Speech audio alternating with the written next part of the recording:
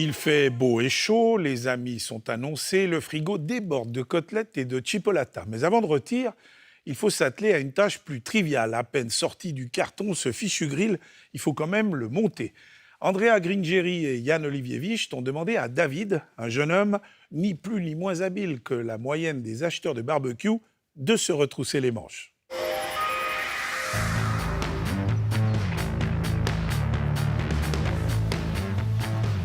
Le confort d'un grill que l'on emmène où on veut, c'est la promesse des barbecues portables. À bon entendeur a sélectionné 8 modèles à charbon pour grilleurs nomades. Première étape, le montage. Un volontaire s'est prêté au jeu du bricolage pour voir si les promesses de simplicité étaient toujours maintenues. En moins d'1 minute, le plus rapide est sur pied. Suivent, dans la foulée, les 3 modèles ne demandant aucun montage particulier. Pour les autres, huile de coude et manuel à déchiffrer. Certains fabricants ne sont pas avares en emballage plastique. Pour l'écologie, on repassera. Les outils nécessaires ne sont pas non plus systématiquement fournis. Le dernier grill est prêt en moins d'un quart d'heure. Place aux impressions.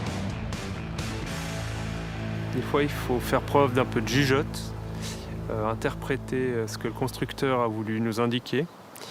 Mais en général, je pense que n'importe qui peut s'en sortir.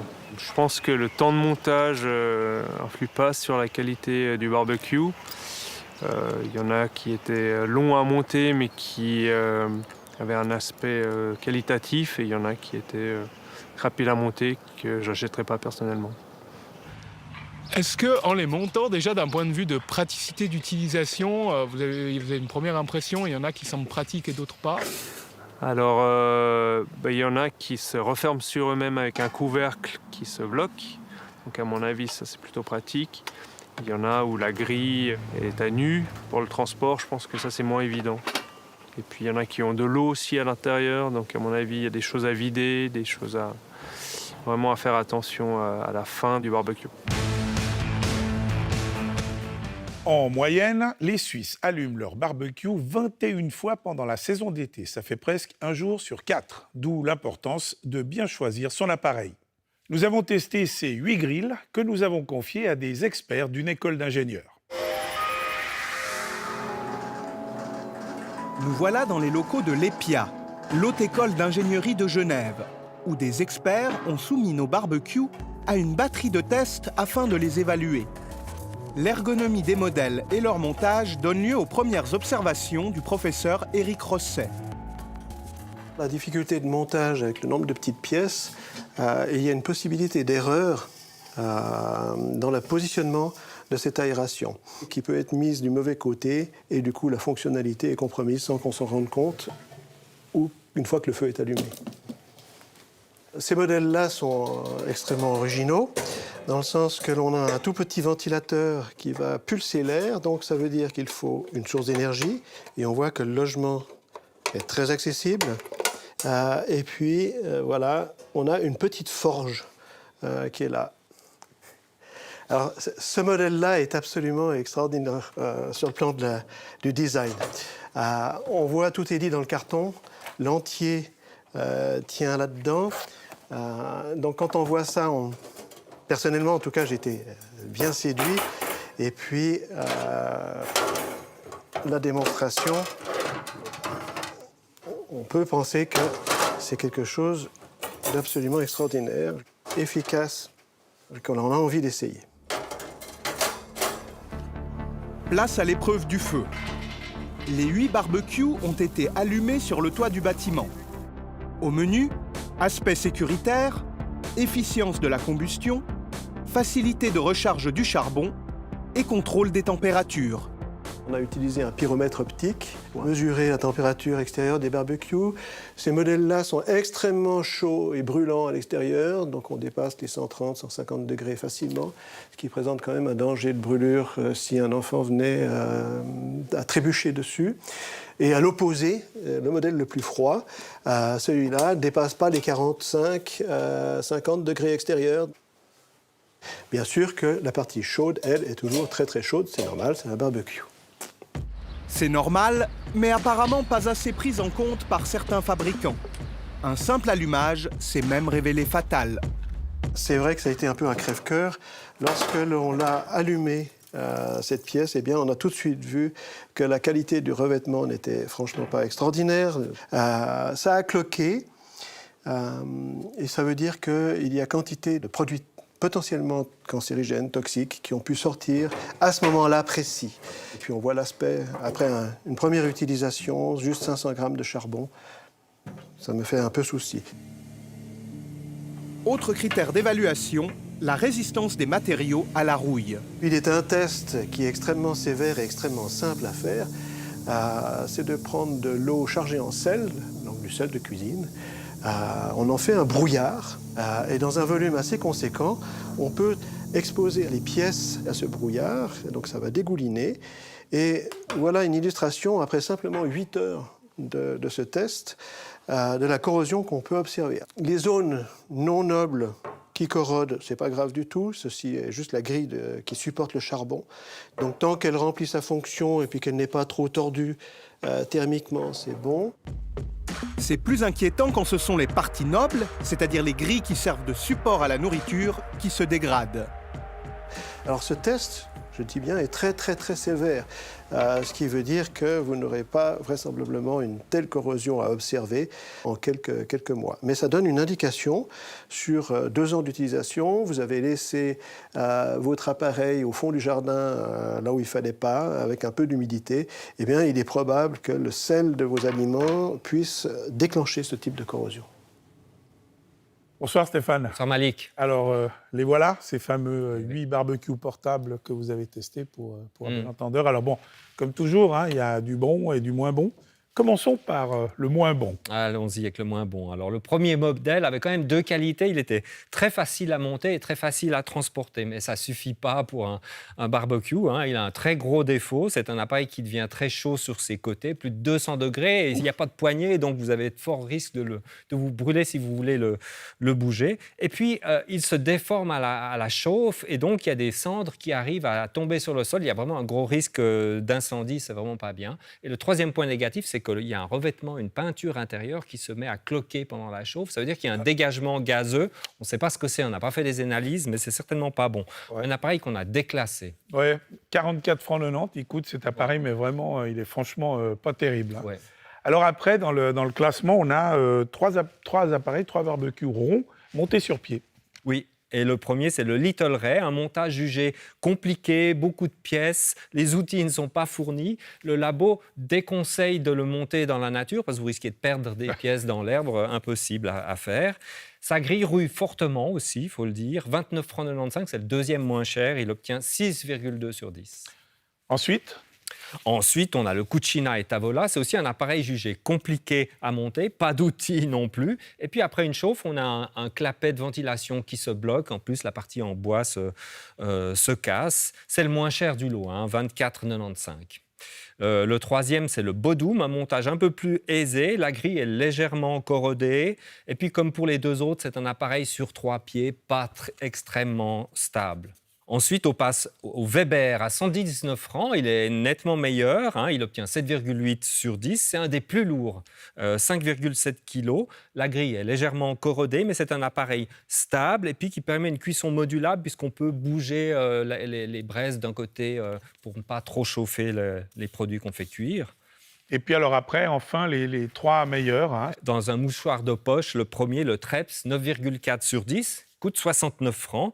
Il dispose d'un sac de transport, un appareil avec une grille en fonte, c'est le sol.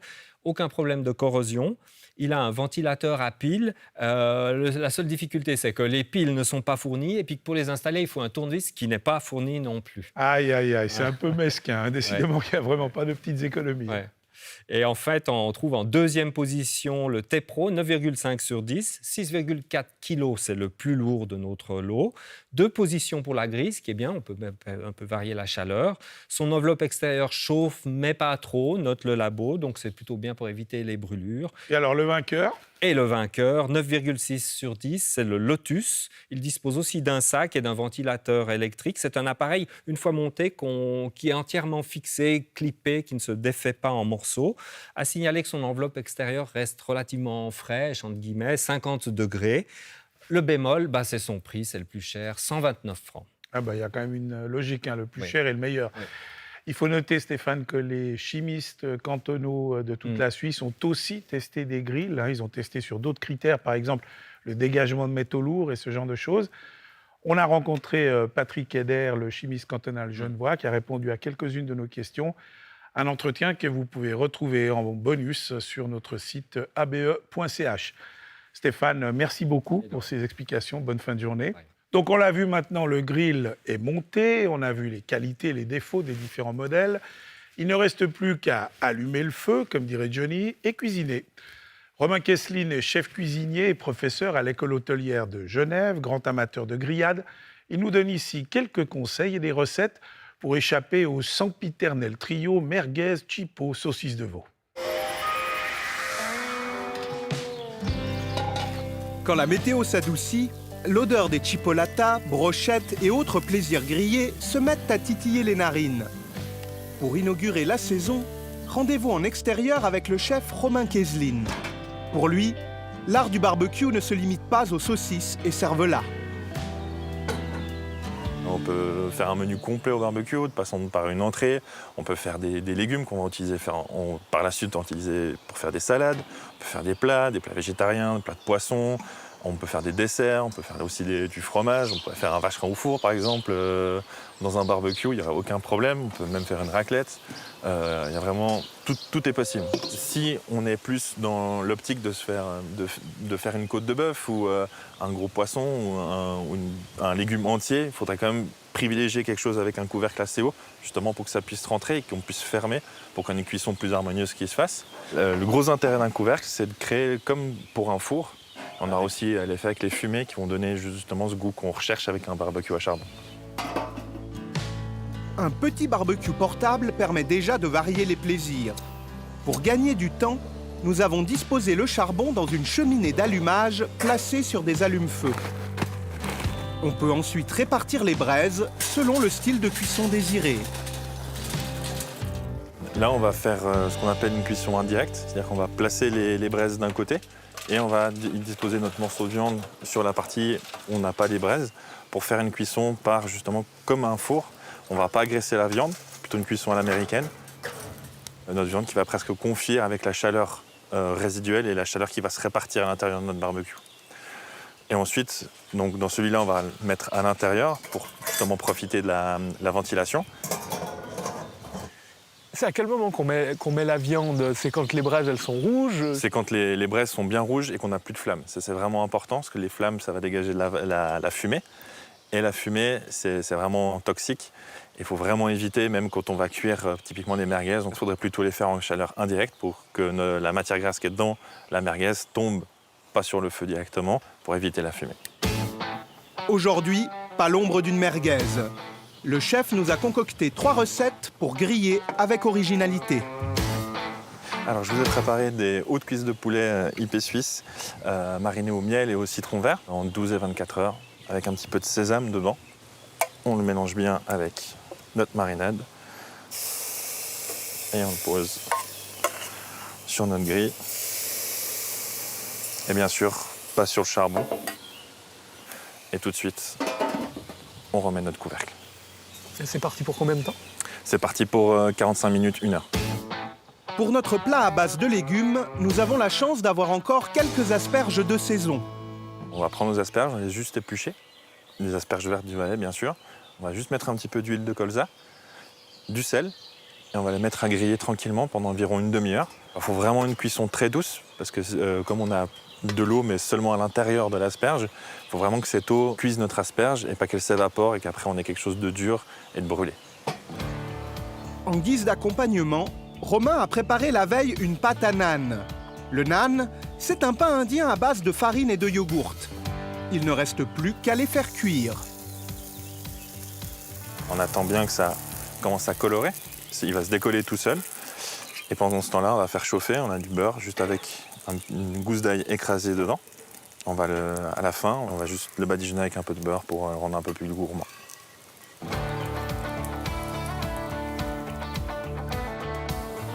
Après avoir stimulé la cuisson des asperges, le chef met à rôtir 2 tomates et une gousse d'ail juste assaisonnée à l'huile et au sel.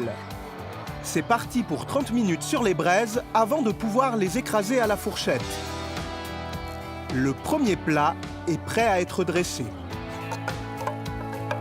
On a le petit coulis de tomates qu'on a fait au barbecue et juste une crème acidulée avec des herbes fraîches, donc de la coriandre, du cerfeuil qu'on retrouve un petit peu sur le dessus.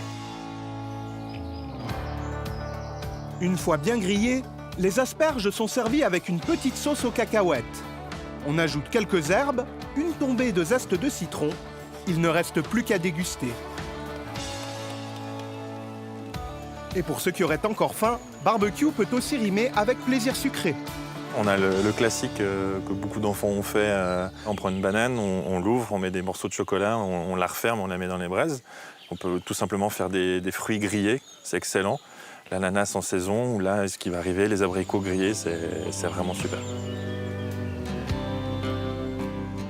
Au charbon, au bois, à gaz et même solaire, l'univers du barbecue est infini. Sur Internet, des dizaines de blogs lui sont consacrés, rédigés par des passionnés. On peut y apprendre plein de petits trucs utiles et aussi comment griller à peu près n'importe quoi.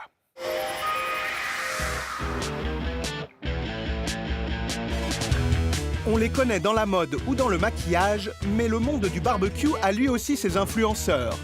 2 millions d'abonnés sur YouTube pour les Barbecue Pit Boys, au look bien affirmé.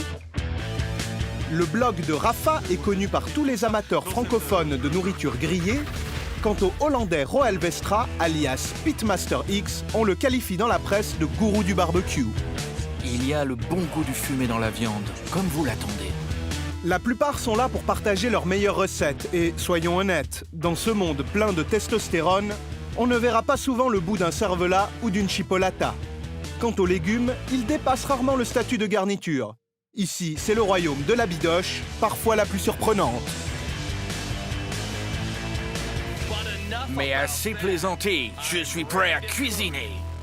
Les vidéos regorgent d'informations en tout genre pour amoureux du grill. La différence entre du charbon de bois et les briquettes. Aujourd'hui, on va comparer le porc au bœuf et c'est à vous de juger.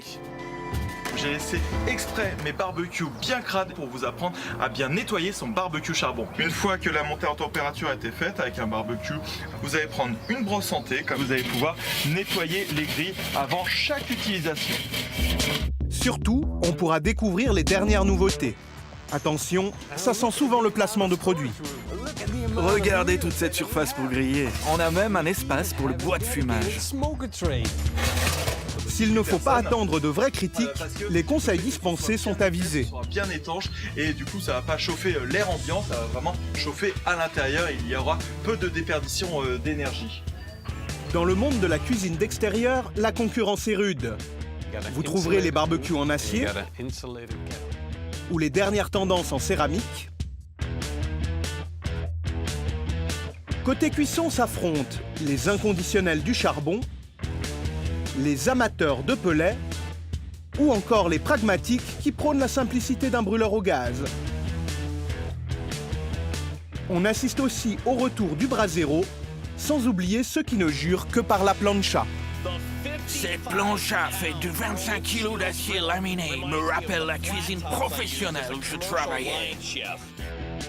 Rien de tel qu'une démonstration grandeur nature, et ici, pas question de barbecue portable, on chérit la démesure. On veut pouvoir fumer, griller, faire des frites. On veut du high-tech avec contrôle de la température par Wi-Fi, tout ce qui pourrait garantir la cuisson d'une viande juteuse à souhait.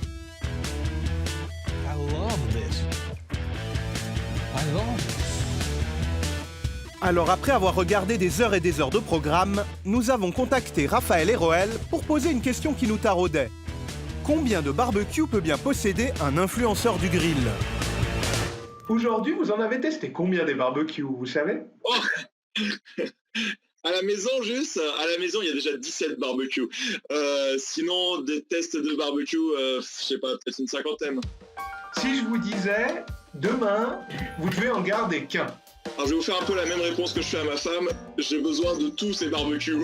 C'est la meilleure excuse pour tous les garder. Ils ont tous leurs avantages et leurs inconvénients. C'est sûr que par exemple un barbecue gaz comme ça, en semaine, on rentre tard, on allume, paf, ça prend directement, c'est super. Mais s'il n'y en avait qu'un, je pense que je partirais quand même avec celui-ci. Au final, pour les vrais fans de barbecue, le goût inimitable du charbon, du bois de fumage que l'on peut rajouter dessus, c'est vraiment le top, quoi. Et en ce moment, quelles sont les dernières tendances ? Une marque qui est en train de développer un barbecue charbon. Donc c'est vraiment du charbon qui descend dans une colonne au fur et à mesure que de la température qu'on lui demande. Donc c'est vraiment le barbecue où on s'occupe de rien, c'est-à-dire qu'il est connecté en Wi-Fi. Donc du bureau, on peut l'allumer, on peut lui dire je veux augmenter la température pour avoir une peau croustillante sur mon poulet. Voilà, ce sera un barbecue qui sera connecté, ça c'est sûr et certain dans le futur. De son côté, Roel Vestra est aujourd'hui influenceur professionnel. Ses vidéos sont devenues un gagne-pain à plein temps. Lui qui vit barbecue 24 heures sur 24, combien de grilles dans le garage ? On m'a posé cette question si souvent, et c'est la seule à laquelle je ne réponds jamais vraiment. D'une part parce que je ne connais pas la réponse, mais aussi parce que ce serait comme demander à une femme combien de chaussures elle possède. Tu ne veux pas vraiment avouer la quantité de barbecue que tu as. Mais disons que c'est plus que 20 et moins de 50. Et si vous aussi deviez n'en garder qu'un, qui serait l'élu ? Vous décrivez mon pire cauchemar. C'est impossible. On ne peut pas me demander ça, c'est trop difficile. Après, pour être honnête, vous n'avez pas besoin d'un barbecue pour faire des grillades. Il suffit de faire un feu, de se procurer une grille, et vous avez déjà un barbecue. Au final, ce n'est pas tant le modèle qui importe, mais le savoir-faire. Et l'important, c'est surtout de prendre du plaisir entre amis ou en famille. Alors, quitte à n'en garder qu'un seul, je préfère encore n'en avoir aucun et repartir de zéro.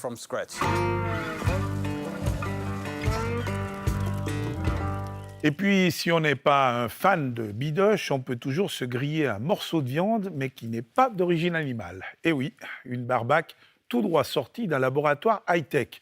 En 2017, nous avions visité ces startups de la Silicon Valley qui planchaient sur la viande sans viande. Ça a le look d'un hamburger, d'un steak ou d'une saucisse, mais il n'y a pas 1 gramme de viande à l'intérieur. Journée ensoleillée à Palo Alto, au cœur de la Silicon Valley. De quoi donner envie de sortir prendre un verre en terrasse et grignoter un petit encas. Aujourd'hui, April fête son anniversaire, alors elle a décidé de se faire plaisir en dégustant un burger. Okay, ready? Ooh. Wow. That is amazing. C'est vraiment really bon. good. Ça a la couleur de la viande, la texture de la viande et l'odeur de la viande. Mais le burger servi ici est 100% végétal. Une bonne nouvelle pour April et son mari, qui sont végétariens depuis une dizaine d'années, mais qui rêvent encore parfois de déguster du bœuf bien saignant. Ça me rappelle un bon burger. Un burger parfaitement cuit. Croustillant à l'extérieur, moelleux à l'intérieur.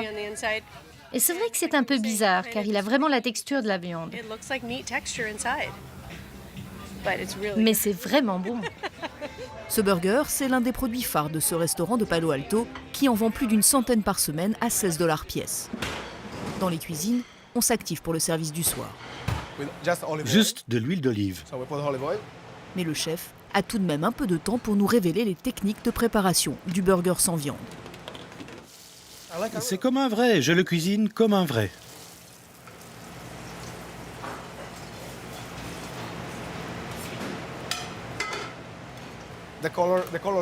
La couleur change comme la viande quand vous la cuisez. D'abord c'est rouge, et quand vous la cuisez, elle change de couleur. C'est pareil que la viande. Servir un burger sans bœuf, c'était une évidence pour le propriétaire du restaurant. Une manière de contribuer à sauver la planète sans empiéter sur le plaisir de ses clients. C'est plus sain que du bœuf normal. Il n'y a pas de cholestérol, et puis c'est bon pour l'environnement. C'est incroyable ce qu'on peut faire si on diminue la quantité de viande que nous mangeons. Je pense que les restaurateurs sont des ambassadeurs. Nous pouvons faire savoir que c'est un bon produit. Mais si le burger est bien cuit dans le restaurant, il est en réalité fabriqué ailleurs, à quelques dizaines de kilomètres de là, dans une start-up de la Silicon Valley. Le décor est idyllique, façon petit port de plaisance. Nous sommes chez Impossible Foods, les inventeurs de cette viande sans viande qui ressemble à de la viande. Aujourd'hui, la start-up fondée par un ancien professeur de Stanford a accepté d'ouvrir ses portes à quelques journalistes, une opportunité rare, tant la compagnie contrôle de près sa communication. Nous vous demandons de ne pas prendre de photos ou de vidéos dans le labo. Impossible de filmer le labo où sont élaborés les burgers, secret de fabrication oblige.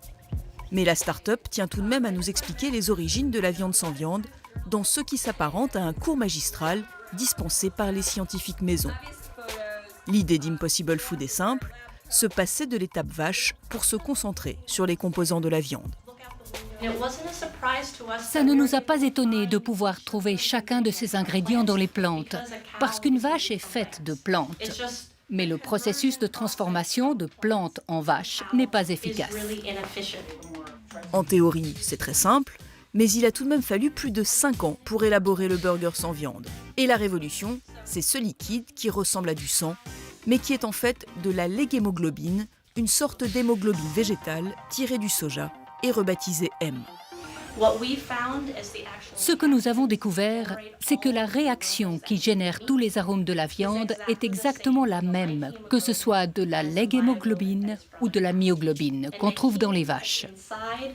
L'M contient du fer, ce qui est bien comme source naturelle de fer. Et cette molécule est la même que celle d'une vache, et on la retrouve dans nos burgers. Et c'est ce qui apporte toutes ces saveurs. L'M est mélangé à des protéines de blé, de pommes de terre, de la gomme xanthane, du konjac, de l'huile de noix de coco. Le résultat est assez surprenant. Y compris au niveau nutritionnel, le burger végétal a quasiment les mêmes propriétés qu'un burger animal. Une réussite pour l'entreprise qui entend ainsi révolutionner les habitudes alimentaires. Le bœuf est l'aliment qui a le plus d'impact sur notre environnement. Pour chaque kilo de bœuf que nous pouvons remplacer, nous obtenons le plus d'effets incrémentiels sur l'environnement.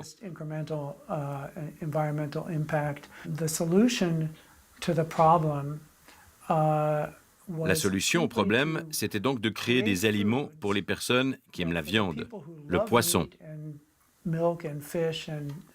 Des aliments encore meilleurs et plus abordables que ce qu'ils pourraient manger d'origine animale.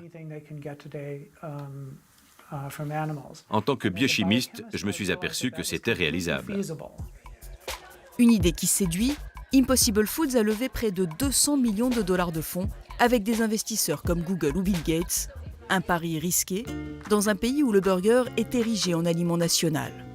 Aux États-Unis, on consomme 25 kilos de bœuf par habitant et par an. C'est plus de 2 fois la consommation suisse. Mais l'élevage contribue pour 14,5% aux émissions de gaz à effet de serre générées par l'activité humaine et il faut 16 000 litres d'eau pour produire 1 kilo de bœuf, 16 fois plus que pour faire pousser 1 kilo de maïs. De quoi faire progresser l'idée d'une réduction de la consommation de produits animaux. À San Francisco, une autre start-up, Hampton Creek, s'est lancée dans la bataille de l'alimentation non animale. Bienvenue chez Hampton Creek, c'est notre bureau principal, ça fait environ 8000 m². Là aussi, l'accès au laboratoire est interdit. Ici, on ne remplace pas un bœuf, mais un œuf, comme nous l'explique notre guide. Ce que vous voyez ici, ce sont des pois jaunes. C'est une espèce de légumineuse. Nous n'utilisons pas toute la légumineuse. En fait, nous utilisons qu'une partie pour en extraire un composant protéique. Avec ce composant, nous avons développé un ingrédient qui s'émulsionne aussi bien qu'un œuf dans une mayonnaise. Là, c'est un légume appelé sorghum.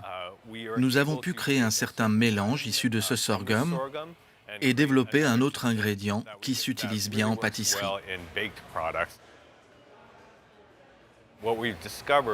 Nous avons découvert une protéine que nous pouvons extraire d'une certaine légumineuse. Elle a les mêmes caractéristiques de gélification qu'un vrai œuf. Ici aux États-Unis, un petit déjeuner très répandu, c'est le sandwich à l'œuf brouillé et au fromage. Celui-là ressemble parfaitement à un œuf brouillé, mais il est fait de protéines végétales. Au-delà de l'aspect scientifique, Hampton Creek veut surtout gagner la bataille du goût. Une cuisine pilotée par des chefs est donc implantée au cœur de l'entreprise pour tester toutes les combinaisons de produits possibles. Essaye avec du sucre. Ici, pas question de s'afficher vegan ou végétarien pour séduire le plus grand nombre, mais chez Hampton Creek, on revendique surtout la volonté de nourrir mieux la planète. Il y a de nombreux moyens de le faire, en particulier avec les plantes. Il y a environ 400 000 espèces de plantes à travers le monde. Il y a des pois jaunes, des graines comme le sorghum, des haricots. Nous les recensons dans 51 pays. Nous les rapportons ici, des scientifiques de haut niveau décomposent leurs composants moléculaires, examinent leurs caractéristiques. À l'arrivée, on se rend compte que le monde n'a pas seulement besoin de soja ou de maïs, on peut utiliser d'autres choses, on peut utiliser toutes ces plantes pour faire des aliments extraordinaires. Et il y a urgence. Selon l'ONU, la demande en produits d'origine animale devrait augmenter de 70% dans le monde d'ici 2050. Pas sûr que la planète puisse le supporter. La semaine passée, nous vous parlions de cette version moderne de Big Brother qui est devenue l'Internet. Mais le web peut aussi vous faire tomber dans les pièges redoutables, quasiment impossibles à éviter. Exemple, vous recevez une pub digitale, vous essayez de fermer la fenêtre publicitaire et c'est le début de vos ennuis. Gabriel Tégédor.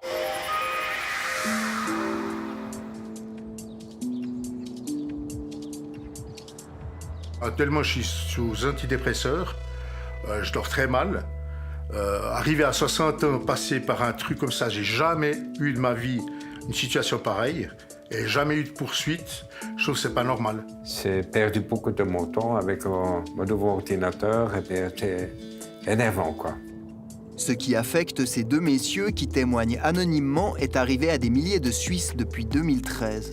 Tout commence par une fenêtre publicitaire qui s'ouvre lorsque l'on surfe sur son smartphone. Elle propose un contenu pornographique ou des rabais pour des achats. En essayant de fermer cette fenêtre, le programme publicitaire récupère votre numéro de téléphone et quelqu'un vous appelle quelques jours plus tard. J'ai eu un contact téléphonique. Donc, c'est un monsieur qui m'a dit « Vous êtes inscrit dans un site, est-ce que je pourrais avoir votre adresse ?» Bêtement, j'ai dit « J'habite rue Pain-Blanc » et c'est après qu'il m'a dit « Vous avez souscrit un abonnement ».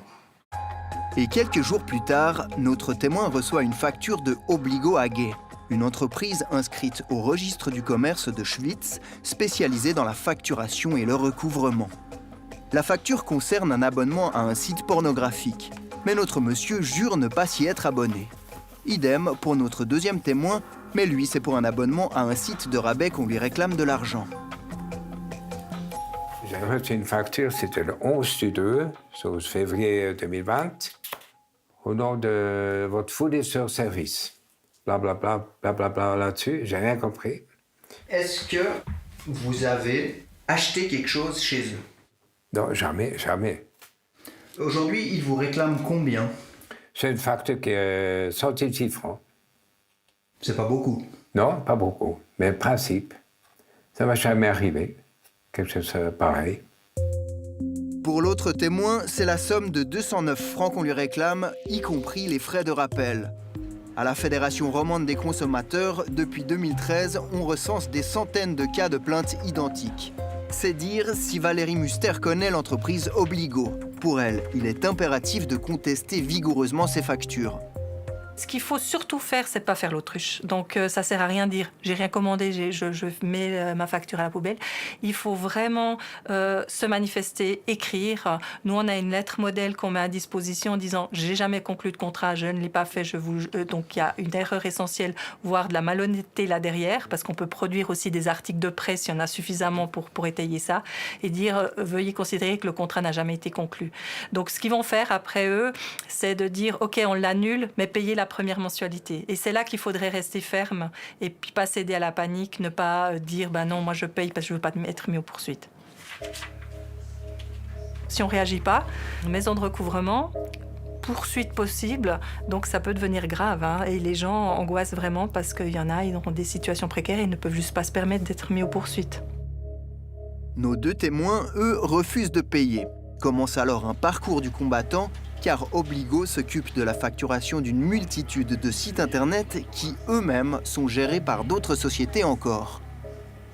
Support Obligo, Office Obligo AG, puis après support Springberg. Lettre après lettre, 12 fois j'ai écrit, aller-retour, tout à fait notre adresse, frauduleux, je ne sais plus quoi faire, c'était tordu. J'ai refusé de payer. Ensuite, il est venu une deuxième facture. Mon épouse, elle m'avait dit, pour arrêter, coûte, paye, et puis on est tranquille. Et en fond de moi-même, je me dis non, pourquoi je vais payer quelque chose que je n'ai pas souscrit? Donc je reste ferme là-dessus, je ne payerai pas, parce que je trouve que je n'ai pas à payer un truc que je n'ai pas fait, quoi. Dans bien des cas, comme les sommes réclamées ne sont pas très importantes, les gens payent. Et l'argent, où va-t-il alors? Car on peut se demander si toutes ces sociétés et sites internet ne sont pas en fait gérés par une seule et même entité. Pour moi, c'est les mêmes personnes, parce que les lettres, elles se correspondent l'une et l'autre. De la façon du texte, il s'envoie sans cesse la balle, quoi. Plusieurs indices nous laissent penser qu'Obligo et les multiples sites internet et sociétés sont de mèche. L'aspect visuel de plusieurs sites est identique, les adresses e-mail de contact sont souvent les mêmes, enfin, plusieurs sociétés hébergent leurs sites internet sur les mêmes serveurs. Il faut savoir que le consommateur n'est qu'en lien avec Obligo. Jamais il est en lien direct avec le fournisseur. Donc, ce qui nous laisse penser à la FRC que Obligo et les fournisseurs de services sont beaucoup plus liés que ce qu'ils prétendent.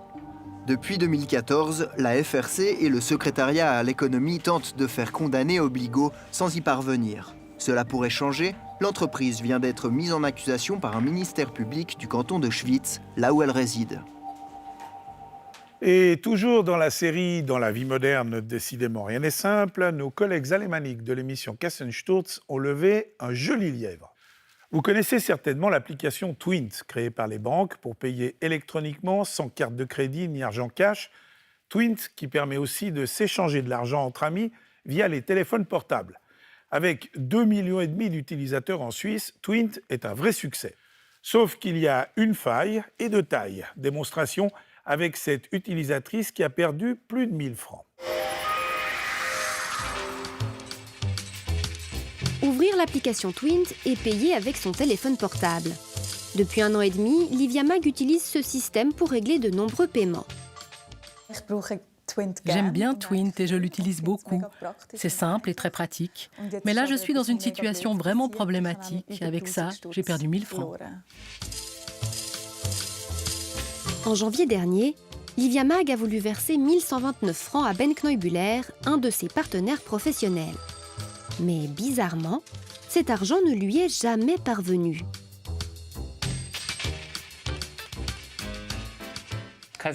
C'est normal, je n'ai pas de compte associé au numéro de téléphone utilisé par Livia. L'argent ne pouvait pas arriver chez moi. Impossible. Et pourtant, c'est surprenant parce que j'ai trouvé un compte Twint relatif à son numéro de téléphone. Sinon, je n'aurais même pas pu effectuer ce paiement. J'ai pu faire le transfert et j'ai reçu une confirmation de la part de Twint.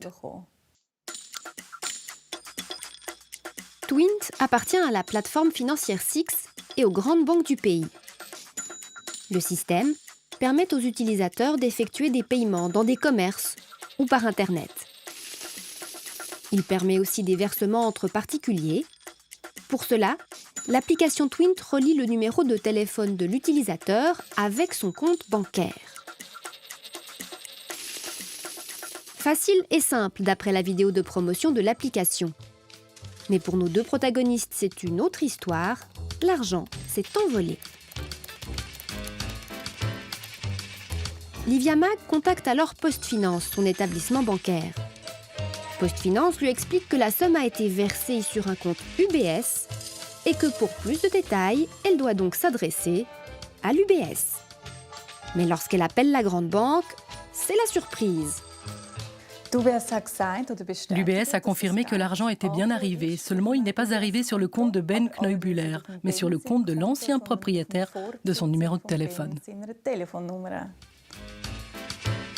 On essaie de comprendre.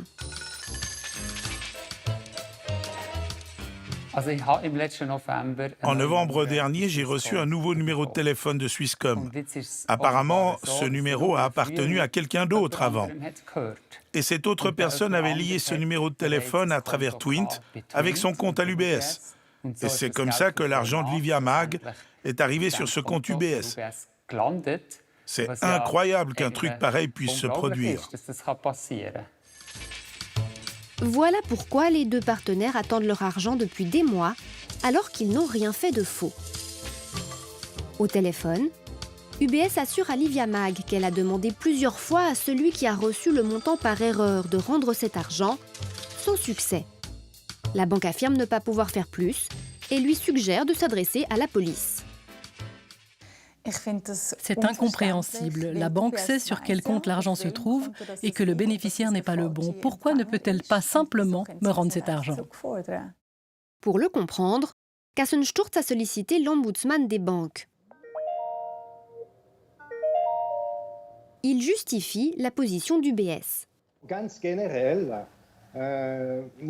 D'une manière générale, on peut dire qu'une banque ne peut pas transférer l'argent d'un compte sans l'accord du propriétaire de ce compte.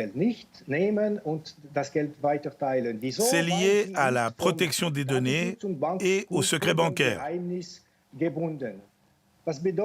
Ça signifie que quand le détenteur d'un compte refuse de rendre un montant qu'il a reçu par erreur, la seule possibilité pour celui qui a versé cet argent, eh bien, c'est de porter plainte.